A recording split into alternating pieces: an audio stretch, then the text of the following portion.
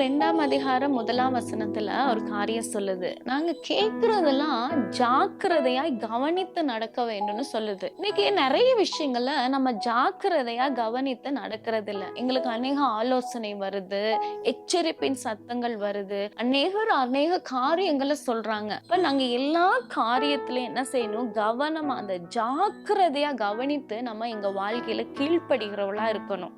இப்ப கர்த்தருடைய வசனமா இருக்கலாம், எல்லா காரியத்திலயும் அந்த ஜாக்கிரதைங்கிறது இல்ல.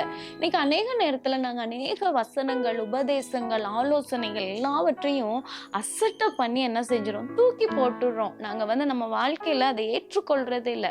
ஆனா அதை நாங்கள் ஜாக்கிரதையா கவனித்து கீழ்ப்படியணும். கீழ்ப்படியலன்னா 2ஆம் வசனத்துல சொல்லுது, 2:2 சொல்லுது, அது தண்டனைக்குள்ளாகப்படுவான். அதனால இன்னைக்கு ஜாக்கிரதையாய் கவனித்து நடத்த உங்க வாழ்க்கையை ஒப்புக்கொடுங்க. God bless you.